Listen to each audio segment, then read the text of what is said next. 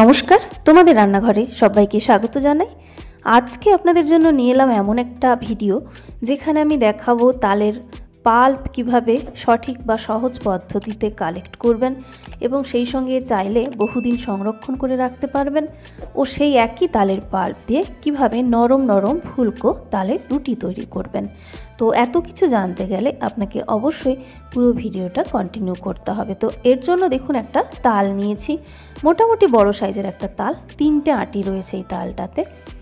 আর তালটা প্রথমে আমি আপনাদের ছাড়িয়ে দেখাচ্ছি, একটু হালকা শক্ত রয়েছে, তো তালটা যে কারণে খোসা ছাড়াতে একটু অসুবিধে হচ্ছে।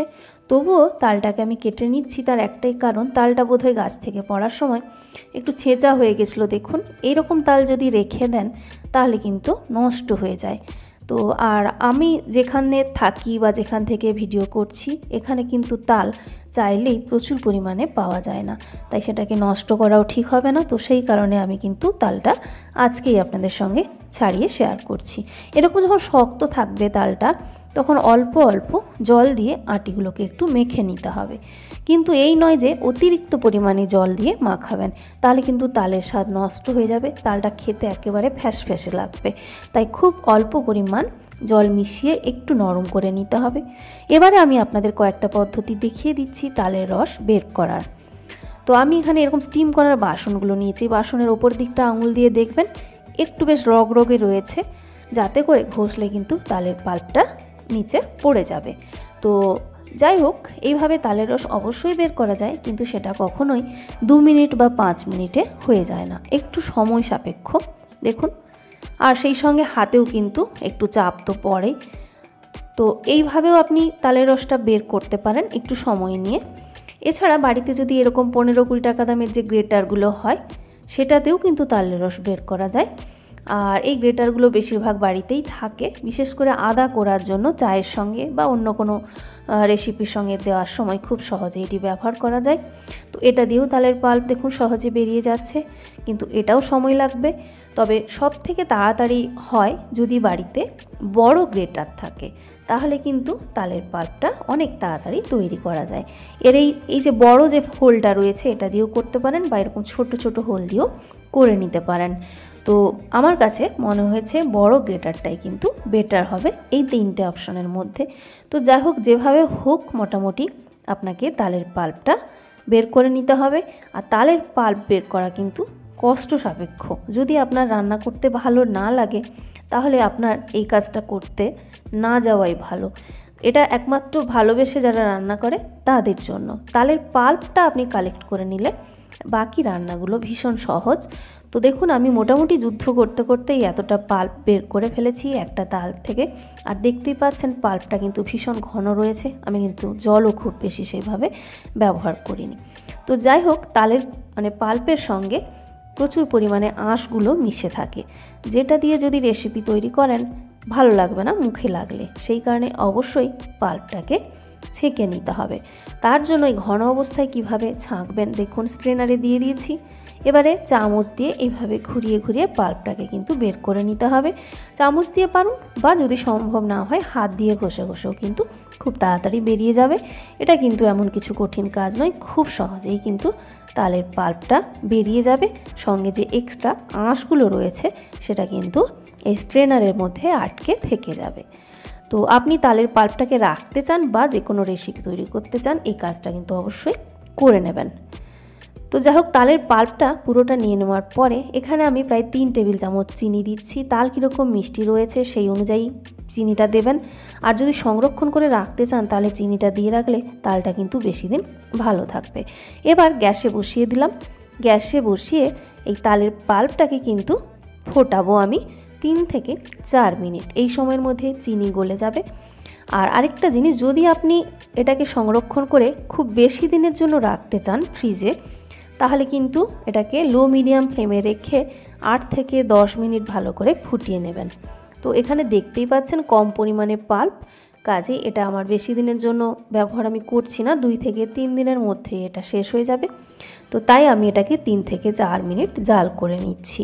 আর অবশ্যই তালের পাল্প যেহেতু জলটা কম দেওয়া রয়েছে, খুব তাড়াতাড়ি নিচের দিকে লেগে গিয়ে দলা পাকাতে শুরু করে, তাই অবশ্যই টানা নাড়াচাড়া করতে হবে।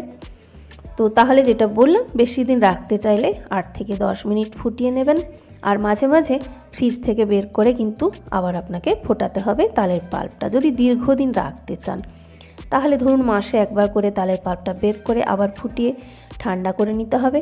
আর ঠান্ডা করার পরে মানে সব থেকে ভালো হয় যদি কোনো কাঁচের কন্টেনারে রাখতে পারেন, এয়ারটাইট তো অবশ্যই হতে হবে। আর না হলে কোনো স্টিলের কোনো মানে টিফিন বক্স জাতীয় এরকমভাবেও কিন্তু রাখতে পারেন। তো যাই হোক, আমি এখানে 3 থেকে 4 মিনিট ফোটালাম, বেশিক্ষণ ফোটাচ্ছি না, যেহেতু বললাম এটা খুব তাড়াতাড়ি শেষ হয়ে যাবে। আর চিনিটা গলে যাওয়ার পরে পাল্পটা একটু এরকম পাতলা লাগবে, দেখতে পাচ্ছেন। আর যদি বেশি দিনের জন্য রাখেন, বেশিক্ষণ ফোটানোর কারণে এটা আরও একটু ঘন হয়ে যাবে। তো গ্যাস বন্ধ করে দিয়েছি। এবারে আমি আপনাদের কিন্তু এটা দিয়ে রুটি তৈরি করে দেখাবো। সেটা কিন্তু গরম অবস্থাতেই পাল্পটা ব্যবহার করতে হবে, আর রাখতে চাইলে সেটা ঠান্ডা করে বাকিটা রেখে দেওয়া হবে। এবারে আমি একটা বড় বাটির মধ্যে নিয়ে নিচ্ছি। দেখুন, একটা ছোট্ট চায়ের কাপের মাপ দিয়ে দেখাচ্ছি। ওই কাপের 2 কাপ এখানে তালের পাল্প নিচ্ছি। পাল্পটা দেখতেই পাচ্ছেন ধোঁয়া উঠছে। একদম গরম অবস্থায় যদি আটাটা না দেওয়া হয়, রুটি শক্ত হয়ে যাবে। এবার ওই একই কাপের এখানে আমি আটা প্রথমে দিয়ে দিচ্ছি 2 কাপ। আটার পরিমাণটা একেবারেই নির্দিষ্ট করে বলা যাবে না। স্বাদ মতো নুন দিয়ে দিলাম। এই কারণেই নির্দিষ্ট করে বলা যাবে না, তালের পাল্পে কি পরিমাণ জলটা রয়েছে মিশে, সেই অনুযায়ী আটা কিন্তু কম বেশি হবে। তো প্রথমেই খুব বেশি না দিয়ে আমি এখানে 2 কাপ মতো মিশিয়ে দেখে নিচ্ছি যে কতটা নরম রয়েছে। তো যদি দেখি যে নরম রয়েছে বেশি, তাহলে আরও একটু করে আটা এখানে মেশাতে হবে। অনেকটাই নরম রয়েছে, সেই কারণে আমি কিন্তু আরও কিছুটা এখানে আটা মিশিয়ে নিচ্ছি। এবারে এইরকমভাবে মেশাতে মেশাতে কিন্তু এবার অনেকটা ঠান্ডাও হয়ে গেছে তালের পাল্পটা। এবারে কিন্তু এটাকে হাত দিয়ে ভালো করে যেভাবে রুটির ডো তৈরি করা হয় সেভাবে কিন্তু তৈরি করে নিতে হবে। আর যেটা বললাম যে মানে আটার পরিমাণটা কম বেশি হতে পারে, তো এখানে আমি টোটাল ওই কাপের 3 কাপ আটা ব্যবহার করে ডোটা কিন্তু তৈরি করে নিলাম। ডোটা দেখুন বেশ সফট, একটা রুটির ডো যেরকম হয় সেরকম তৈরি হয়েছে, দেখতে পাচ্ছেন। শক্ত হলে কিন্তু রুটিটাও শক্ত হয়ে যাবে। তো একেবারে রেডি হয়ে গেছে ডো। এবারে এখান থেকে ছোট্ট ছোট্ট লেচি আকারে ভাগ করে নিতে হবে। যেরকম সাইজের রুটি বানাতে চাইছেন সেই মতো ভাগ করবেন। তবে একটা জিনিস মাথায় রাখবেন, মানে তালের রুটিটা একটু যদি মোটা তৈরি করেন খেতে কিন্তু বেশ ভালো লাগবে। মানে বেশ মিষ্টি মিষ্টি, সেই সঙ্গে একটু মোটা সফট হলে বেশ ভালো লাগে। এবার এরকম হাতের তালু দিয়ে বা বোর্ডের ওপর ঘুরিয়ে ঘুরিয়ে এরকম রাউন্ড শেপ দিয়ে দিন। আর সাইডগুলো যেন ক্র্যাক না থাকে অবশ্যই দেখতে হবে। এবারে অল্প অল্প আটা ছড়িয়ে রুটি যেমনভাবে বেলেন ঠিক সেইভাবে বেলে নিতে হবে। আর এখানে আটাটা অতিরিক্ত পরিমাণ না দিয়ে যতটা সম্ভব কম দিয়ে কিন্তু রুটিটা বেলবেন। আর যারা বলেন রুটি গোল হয় না, তাদের জন্য বলছি রোলিং পিনটাকে সাইড বরাবর ঘোরাবেন, খুব বেশি মাঝখানে প্রেস না করে, তাহলে দেখবেন রুটি কিন্তু সুন্দর গোল হয়ে যায়। তো আমি আপনাদের সামনে থেকে থিকনেসটা দেখাচ্ছি। দেখুন, নর্মাল যে পাতলা রুটি বানাই তার থেকে একটু মোটা রেখেছি রুটিগুলো। তো একই রকম করে আমি কিন্তু আপনাদের আরও একটা বেলে দেখিয়ে দিচ্ছি। তো অবশ্যই বন্ধুরা বাড়িতে ট্রাই করবেন তালের রুটি। যারা তাল পছন্দ করেন না তাদেরও কিন্তু তালের রুটি খেতে খারাপ লাগবে না। আর তালের রুটি মোটামুটি তার সঙ্গে আলাদা করে সাইড ডিশ খুব একটা লাগে না, হালকা মিষ্টি মিষ্টি ভাব থাকে, এমনিতেই কিন্তু খেয়ে নেওয়া যায়।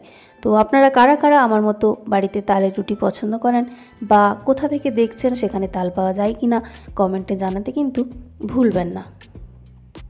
দেখুন, আরও একটা কিন্তু আমি আপনাদের বেলে দেখালাম একই রকম করে। আর দেখুন রুটিগুলো কিন্তু সুন্দর গোল হচ্ছে। এর আগে অনেক রুটির রেসিপি আমার শেয়ার করা রয়েছে। তো একই রকম করে এবার সবগুলো আমি কিন্তু বেলে নিচ্ছি। বেলে নেওয়ার পরে এবার এগুলো সেঁকে দেখাবো। তো তার জন্য আমি গ্যাসে একটা দেখুন তাওয়া বসিয়েছি।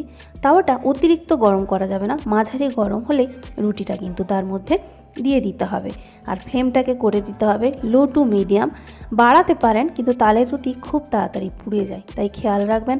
ওপর থেকে যখন একটু একটু ফুলতে শুরু করবে উল্টে দিতে হবে। এক একটা সাইডকে খুব বেশিক্ষণ করে কিন্তু ফ্রাই করা যাবে না তালের রুটির জন্য। তো 2 দিক উল্টে পাল্টে খুন্তি দিয়ে চেপে চেপে কিন্তু ভেজে নিলেই দেখবেন রুটি কিন্তু ফুলে যাবে। তো আপনার যদি মনে হয় আপনি ডাইরেক্ট গ্যাসের ফ্লেমে ধরেও ফ্রাই করবেন, সেক্ষেত্রে রুটি আরও ফুলকো হবে, তবে সেটা কিন্তু একদম হেলদি নয়।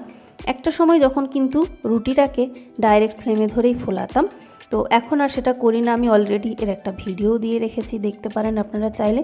তো আপনি যেটা প্রেফার করবেন সেই মতো নর্মাল রুটি যেভাবে সেঁকা হয় সেইভাবেই সেঁকে নেবেন।